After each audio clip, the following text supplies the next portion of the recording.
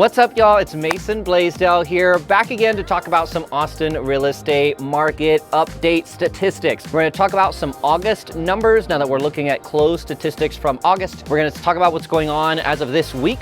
We're also going to compare those to this time last year in 2023. So let's dive right in. Now, starting off, I want to talk about what's going on in the market this week, because by far and away, this is going to be the best predictor of what is to come. Now, all of the numbers I'm going to talk about in this video do come from the entire Austin MLS, so Austin and all of its surrounding suburbs. And it varies a bunch, in different neighborhoods, of course, but this is a great broad overview of what's going on. So as of the last 7 days of recording this video, we saw a pretty interesting mix of new listings down pretty significantly, but that's a very seasonal thing. I'm going to talk about that in a minute. A good number of homes go pending compared to the new listings we've got on the market, and 1,564 price drops, which is also down in volume from what we saw comparing these to last month. Now, this is a good predictor of what is to come. Of course, there's seasonality to the market as well. School has started again.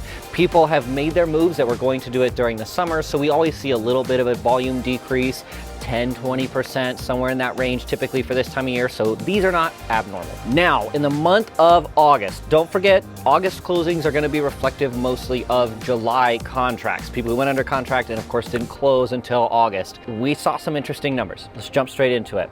August 2024, 2,835 homes closed. That's a volume decrease down from June and from July. Average sales price just a hair down from July at 562,000.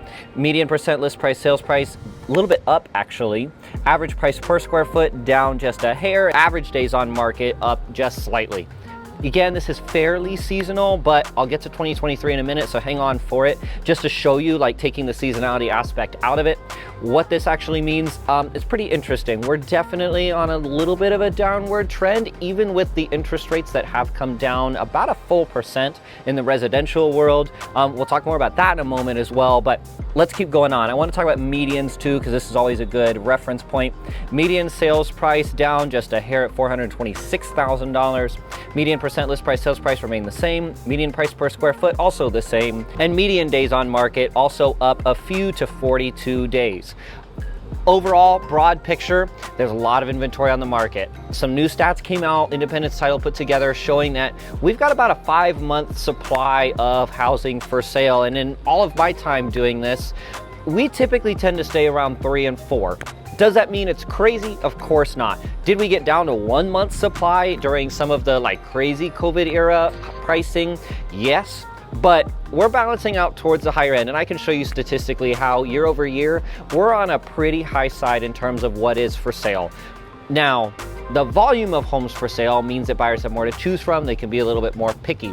On the seller side, it means we have to work hard for presentation. Presentation matters so much because we know for a fact that every buyer that comes through that door is also looking at other houses, probably ones very similar to the one that they're standing in, our house that we're selling. So presentation really matters.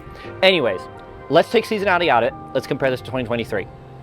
Now, 2023 average and medians. We saw 3,320 homes closed. That is substantially higher than where we are at this year.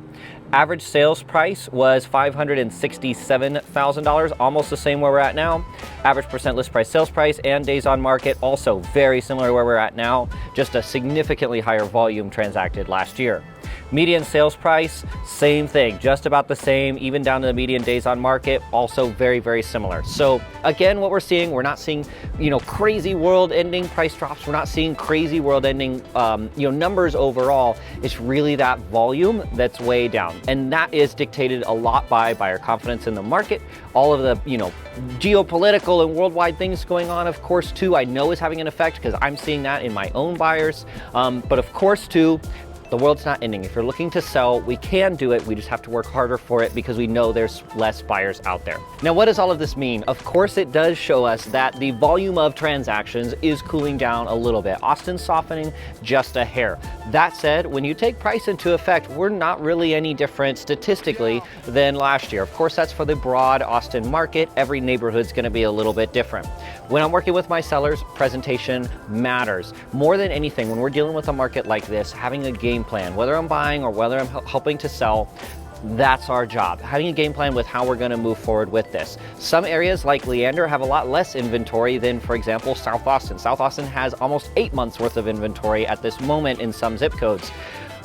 What does all of that mean together? We've got to be strategic with it. Of course, price matters, presentation really matters. All of those things combined together are going to influence the game plan that we have moving forward. If you're curious about what this means for you in your situation, whether you're looking to buy or you're looking to sell, reach out. I love talking about this stuff. Let's see if we can put that game plan together for you. I'd love to be that real estate resource of choice for you. Whether you're looking to make a move in 3 weeks or 3 years, let's connect.